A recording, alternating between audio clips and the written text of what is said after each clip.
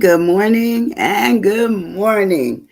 Oh my goodness, how is your Wednesday? What they call it, hump day? How's your hump day going? Mine started out good. I got a message from someone that was a wife of a member of my Rotary Club. And since I'm president, they sent a note to just say that, their husband had gone through a medical procedure and wanted to notify me. Well, I wrote her yesterday, but the response back was so rewarding. It said she just delighted in the fact that I wrote her back and that she was so happy that I would certainly announce to the group that her husband is doing better, but that he would still need prayer. And so that's what we're going to do. And, that to me was my first smile this morning. The fact that somebody acknowledged, just the simpleness of a note, care, you know, um, just giving out a shout to someone who may be a little down about the way their situation currently is. And I thought about hard yesterday working, to decide what word I wanted to discuss today. On Wednesday, last week, I keep building and building and building. And so Wednesday last week I did a word, and Friday, and then Monday I did time. And then time was really good. You all, I mean, my goodness, it was just wonderful responses and involvement. So today I have quality. How many of us want quality when we buy something that we're going to eat, what we're going to wear, what we're going to drive, where we live in? All those things are quality things. Good morning, my dear friend OJ. OJ, every once in a while she pops in, and I always love to see her name pop up because she was cool in undergraduate school, and she's even more cool now. I saw you styling in your beautiful shawl. Go ahead, girl. You and I still like clothes. I didn't like them that much back then because I wasn't comfortable in the body that I had. But I'm a little bit better now. I had to get old. I had to get old to understand that the quality I'm in now is much better than the quality I felt I had back then. But there you go. There you go. But anyway, we're going to discuss quality today, and I'm it's so funny because I'm going to read this poem after, but first I'm going to read some of the things that they put out there about quality. Good morning, Erica. Good seeing you last night. As you know, I love you so much. Um, but it says these are some of the slogans that they use out there for quality control. And are we controlled by quality? I think we should be personally. I think sometimes we get sidetracked by what it is that we're getting, and sometimes we get caught up in the time it took us to get it, and then we get away from where it was given to us for us to decide that what we got did not meet the quality that we deserved or should have. That's that, and that is so true. How many of us have driven away from like a pickup uh, luncheon or a diner or a McDonald's? How many of us have done that only to get away from the uh, the establishment and said, well, they didn't put something in my bag, and this sandwich that they made was poorly made. This is how it is. Quality, yes, quality. It says I always love clothes. Yes, you and I do. Quality is a subjective. It's what you make and what you make of it. That is so true. So it is personal choice. It is personal choice because some people will take something that you and I may see as being substandard or inferior. Other people may like it just the way it came. They may be hungry enough, they may be desired enough in terms of what they're getting. I know when I lived in New York, we always would buy knockoff bags. And it wasn't until I went away and out of country that I could actually see a real Coach bag. Not so much now. We can find them a little bit more. Good morning, my dear Debbie. How are you, sweetie? And so it ends up today. Our word is quality because I know you want to know, but we ended up going, out of country. And the first time, I ever seen a Coach bag, I was just blown away. And a Louis Vuitton, because we went to the Louis Vuitton store, and I kept going and just staring, and they were so much different. Good morning, Kendra. Hey, baby. How are you, my friend? Good morning, Calethea. Good morning. Good morning. I'm so excited. Y'all are just falling in. Lord God, thank you. But anyway, we went to those stores that would be considered to be very exclusive stores in the States, but they were just like on regular, corners in Italy. And I remember going into them and just being absolutely blown away. First of all, the prices were half of what we were paying, half. And in fact, my daughter and I were talking about this last night. We actually when I went to Australia earlier this year, they had a Nike store that had a grand opening. And so I sent her a few pictures of, I said, well, I saw an American gentleman outside the Nike store, and he had like 20 boxes of shoes or more. They were just piled up. And I said, is there a sale? He said, oh yeah, it's on sale. He said, but these shoes here are probably half or more than half of what we pay for them in the States. So, I got online, and the line was 2 hours, but I got online and I went on through, and I actually bought my daughter a pair of shoes Nike shoes from Australia that she absolutely said she needed. And it ended up that the shoes might have been, I don't know, maybe $75. And in the States, they were over $200. So that's what I'm saying. And they were quality, they were the real thing. We were at the real store. It wasn't a knockoff. And that's what I'm saying. Sometimes we don't realize what quality is. Good morning, Joan. We don't realize our quality. Let's see. Yes, what I experienced in Italy.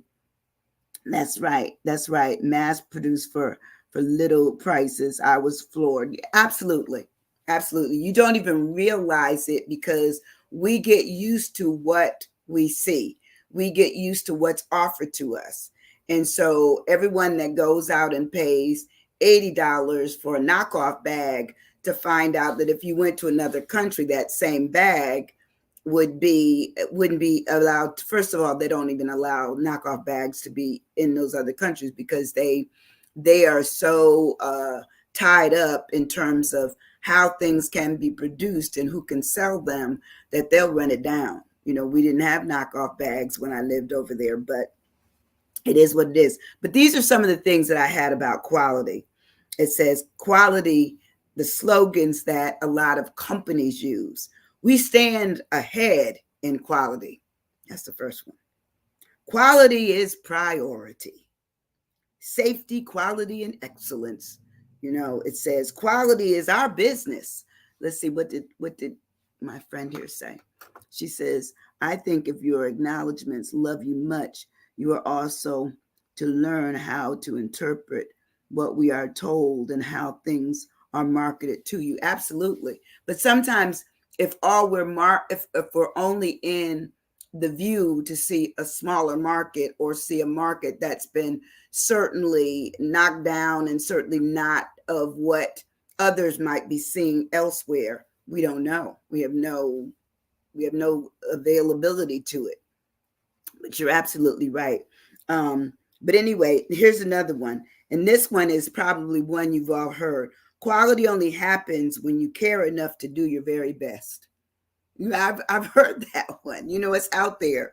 It says quality is never on accident. It's hard work. This is all the things that they talk about. Quality. Quality is not expensive. It's priceless.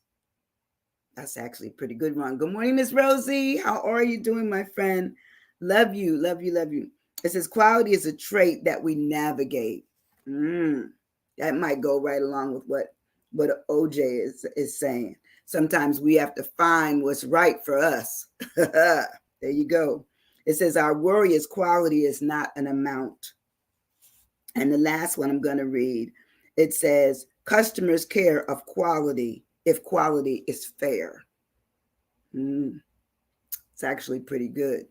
But sometimes if you've never known what real quality is, you may not have the almost the visualness or the understanding that this is quality versus quality. It's like, how do you, if all you've been exposed to is to the knockoffs, and you would never know what the real thing is, So anyway, good morning to all who came. Thank you so much. Today on Are You Stuck? I'm talking about quality. So I found a poem online, and it's by Sophocles. It said, and it was written in 2003. And it says, quality. It's not the amount of time you spend, but what you do with the times that you have. It is not how much of something that you have, but what you do with what you got. It is not how much you give, but the spirit and value of giving. And it says, quality never wins over quality. Quantity never wins over quality. And a lot of times we have a lot of things, but the real stuff is the stuff that can last through wear and tear, what I would say use and not use. Because sometimes we can have things that will last that we don't use much. Like there's a couple of things I prize them so much, that I don't use them that much. Especially if they're like gowns and those kinds of things. I can pull out a gown only because I don't need it that much. How many people walk around in gowns? Not many at all. But anyway, we're going to move on. I'm going to ask you, are you stuck this morning on your looking at quality? I am not. I'm not stuck this morning on that. So what is quality? It says quality is the standard of something as measured against other things of a similar kind. It's the degree of excellence of something. It says it's its standard. It's the grade of it, the class, the classification, the caliber. It says it may be its status, its condition, its character, its nature, its constitution, its makeup, its form, its rank, its worth. And a lot of this is subjective now, just what OJ was saying. It's subjective value. It's the level, the sort, the type, the kind, and the variety. And those are a lot of adjectives that we put up there that talk about quality, because to me, quality is personal. You can maybe stop on one of them and stay there for hours, like especially if you're talking about the grade of something. I was looking at eggs in the store the other day, and the eggs that I like are grade, I think they're triple grade eggs. And then I saw other eggs. They were cheaper, but they weren't the eggs that I want, and they weren't the egg taste that I like. So once again, I'm looking at my personal, attention to my level of quality that I'm looking at and the grade I'm looking at. Good morning, Rhoda. How are you, sweetie? Welcome. Today our word is quality. So anyway, when we move on in this word, qualifications. Okay, Debbie. Okay, Debbie.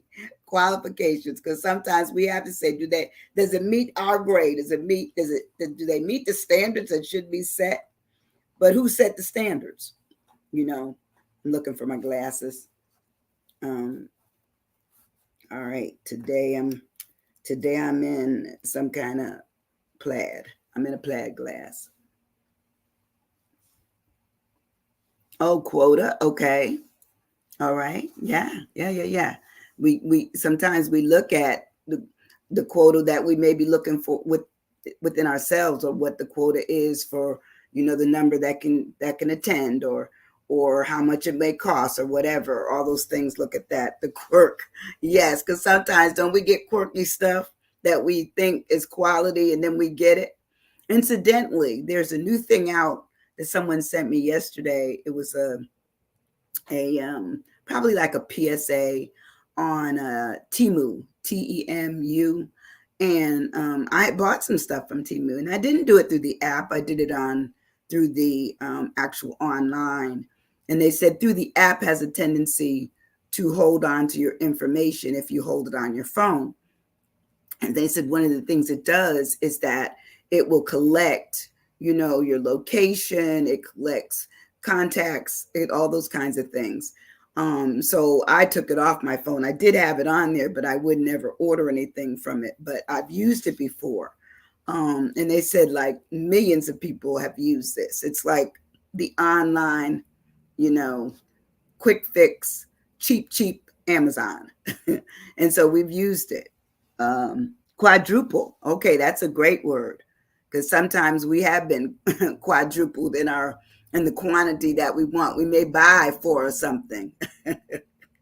We may buy for something. We may look at things in multiples when we get something that we like. And I used to do that with certain kinds of shoes, especially like a sandal, because my feet are peculiar.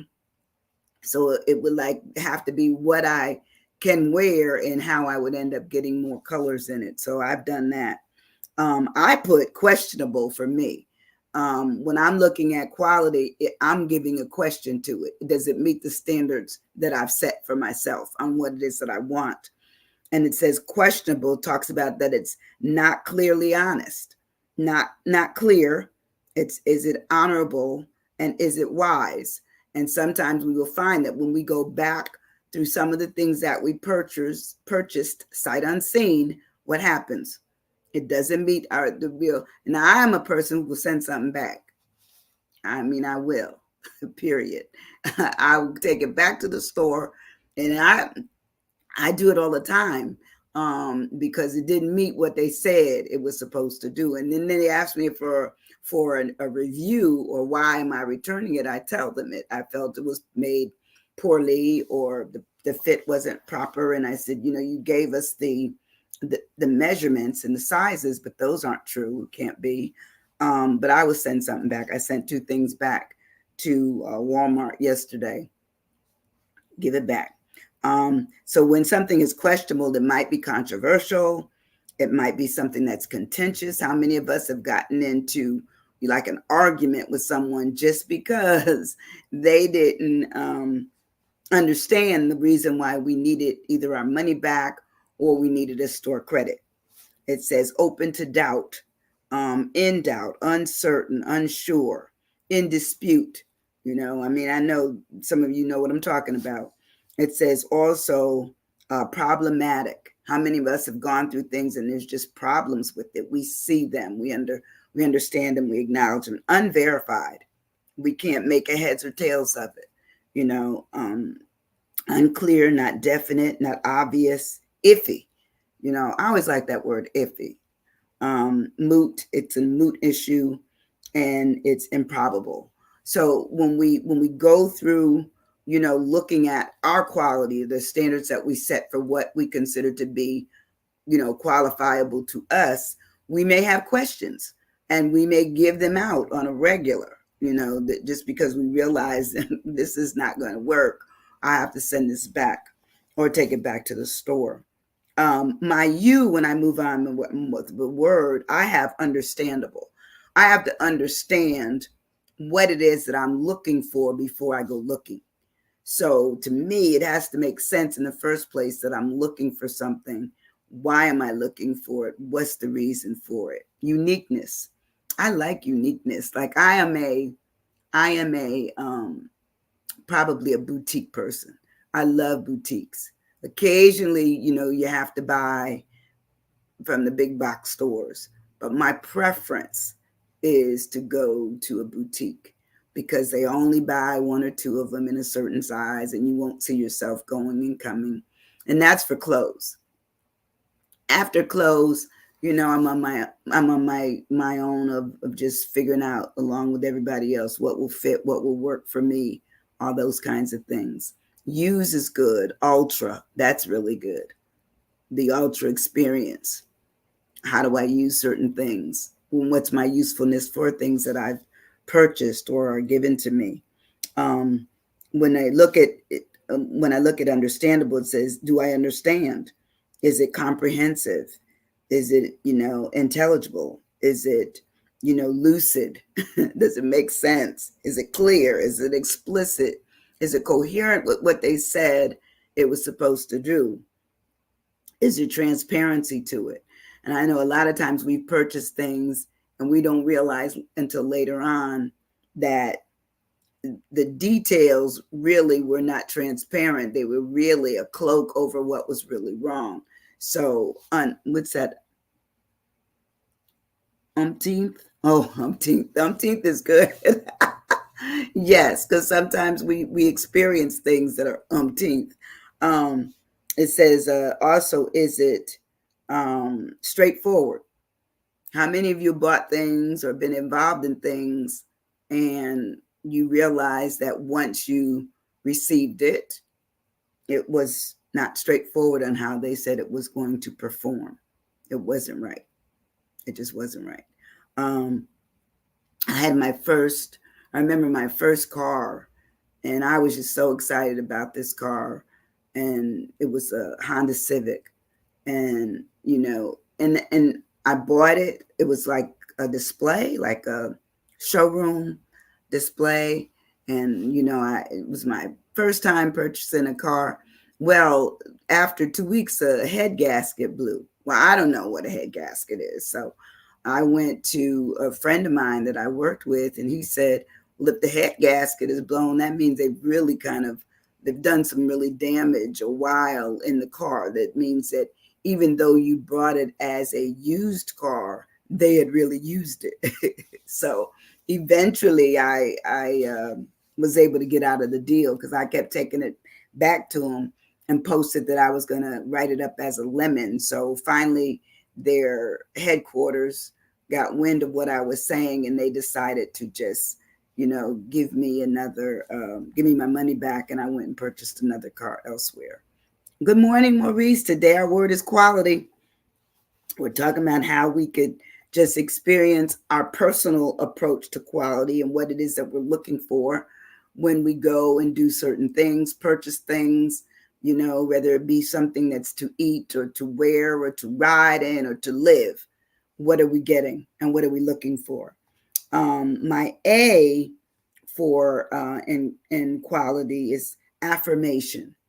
To me, affirmation is the act or the instance of affirming, the state of being affirmed. It says the assertion that something exists or is true. A lot of times we think what we're hearing is the truth. Probably one of the best, airways of hearing what we think is true is our TVs. Our TVs sing to us all day long. They have more commercials on than they have TV shows, you know. And I counted one day, and in between the show airing, there was like 13 different ads. 13. You just think about that. If you've been exposed to 13 things, one of them they're hoping, and the volume is louder. They expect you to hear, even if you got up to go to the kitchen. The volume is considerably louder, and you go in and say, I didn't turn the TV up. No, you didn't have to. That's how they advertise, is they make sure that they're higher in terms of wherever you're at, you still gonna hear it, even if you stepped away. Attitude, affect, adapt, excuse me, and action, all of those great words. They're great words when we look at quality. What actions do we take?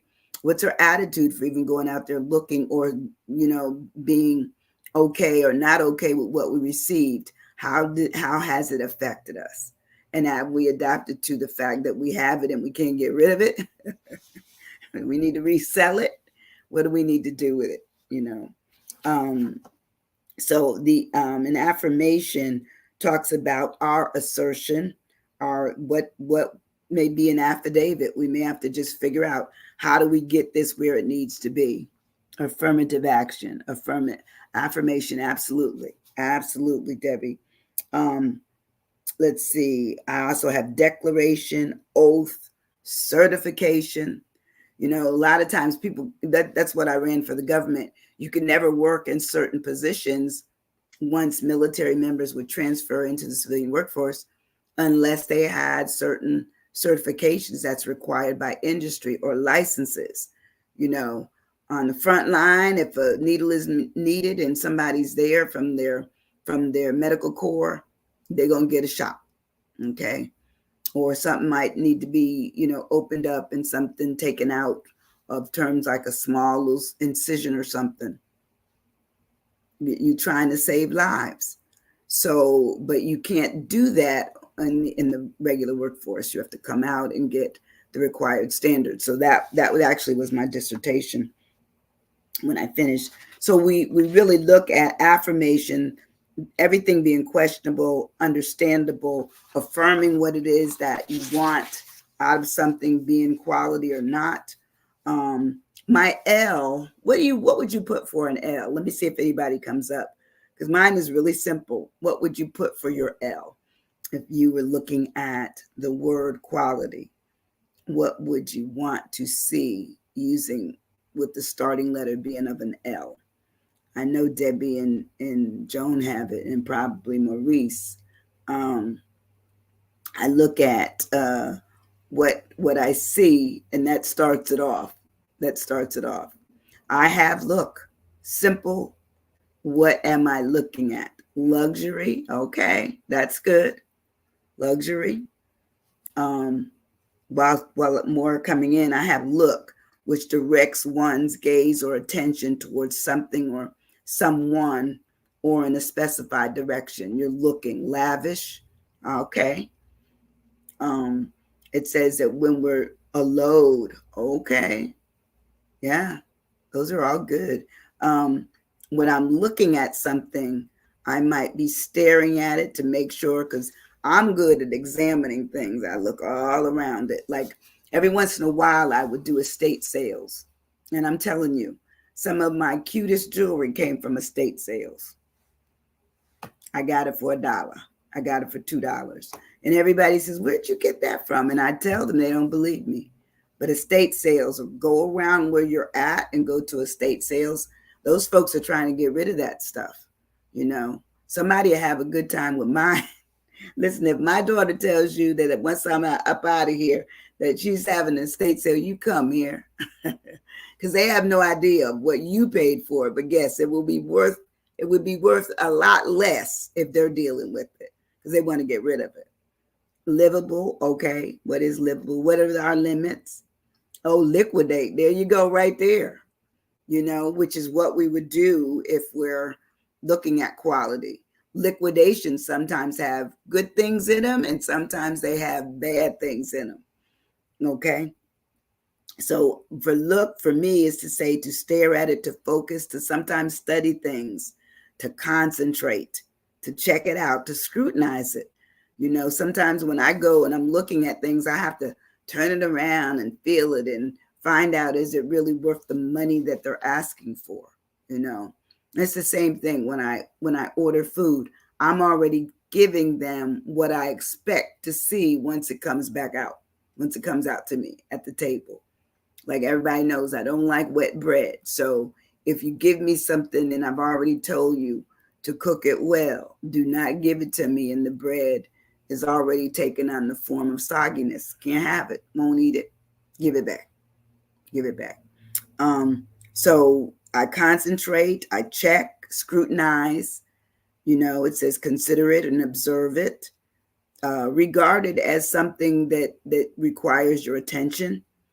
And it says to pay attention is a necessity, to view it and to take note of it. All those things come under the area of look, what we must do. My I is impressive. How impressed am I with the quality of something that I am purchasing? Saturday, our church left the area and we went up to Jackson, Mississippi. And, we went to a Coach store. And, I keep looking at, I'm not a big buyer of those kind of bags. I used to be, but they had such a good sale on them. And when I compared them into the regular stores, they were considerably higher. So I said, well, let me see if my daughter would want one. It's birthday time coming up soon. So sure enough, she wanted the one that I liked for her, which is hard to believe. But we look at that. We look at, was I impressed with it? Yes. Was she impressed with it? I sent her a picture, but she won't get it till later. So impart, okay, importance, okay, and inventory, idealism. That's a really good one too. Importance. Debbie and Joan had importance. Sometimes we have to look at that. How important are things to us? In terms of impressive, it says evoking admiration through a size, the quality, or the skill, the grand, the imposing, or the awesome. Is something magnificent to us. It may not be to someone else, but is it magnificent to it? Is it majestic? Is it something that has imposed its idea on us? And comparability, okay? Meaning nothing else can compare to it. Okay, I like that. I have imposing, splendid. Some things I've gotten in my life from others that, to me, they're just so special. They're splendid, and I keep them. I cherish them. I may not necessarily use them, but I love seeing them. So I look at them daily, only because I put them in a view of my walk in my house. It says impressive could be something that is stunning, something that is breathtaking, dignified, Yes, and I was over at Nancy's house and we had a grand time. I'm dignified now. Noble, skillful, masterly, and excellent. All those things say there's an impressiveness about what it is you see or you're involved in that you want. My T, as I move on, talks about the thoughtful. I think when I'm looking at quality, I'm looking at thoughtful. Have they put me in mind when they made it? And do I love it enough where I'm thoughtful that I would provide a referral, certainly a review, all those kinds of things that say they thought enough about me to make sure that I was okay with what I got. And I want to make sure that they know that I'm appreciative of that, Top dog. Okay. I like that, Debbie. Talent. Because sometimes we do need talent when we're doing intangible, right? Tangible. Can you touch it? Do you feel it? Yeah, I like that too. My thoughtfulness talks about absorbed or involving thought. It's not just their thoughts of what they're doing. It's my thought of what they did. It's not just their thought of how they made it. It's like my thought of, was it worth it? Is it worth the money I'm going to pay or the time that I've been involved in it? So thoughtful talks about it being pensive, contemplative, musing, meditative, introspective, prayerful. So it's not just things that we're purchasing. Sometimes it might be the time that we're getting from others or they're requiring of us.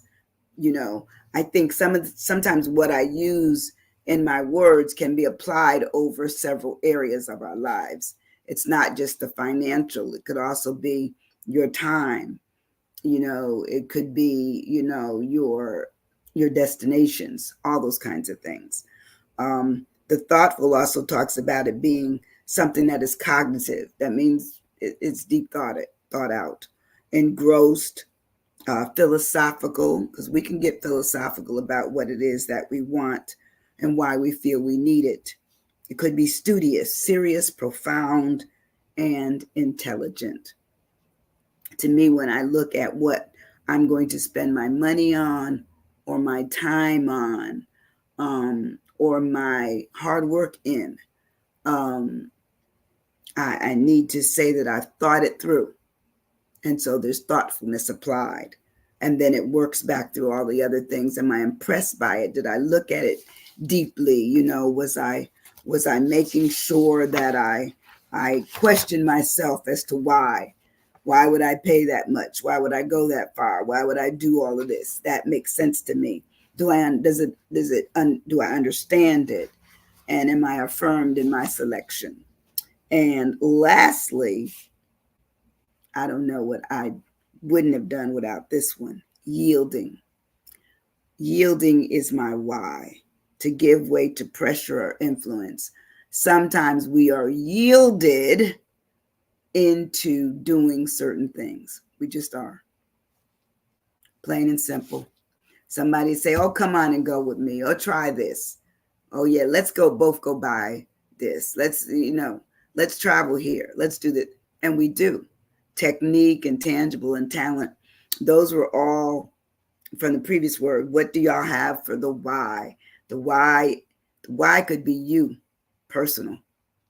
It's a you thing, yearning. Because how many of us yearn for what we don't have, or we yearn for what we've seen? We do. We do. We yearn for what we see. It says to give way to pressure or influence.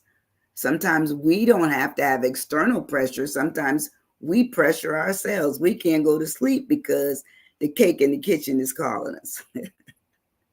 Or we cannot go past a store that, something pops at us and all of a sudden we're in the store.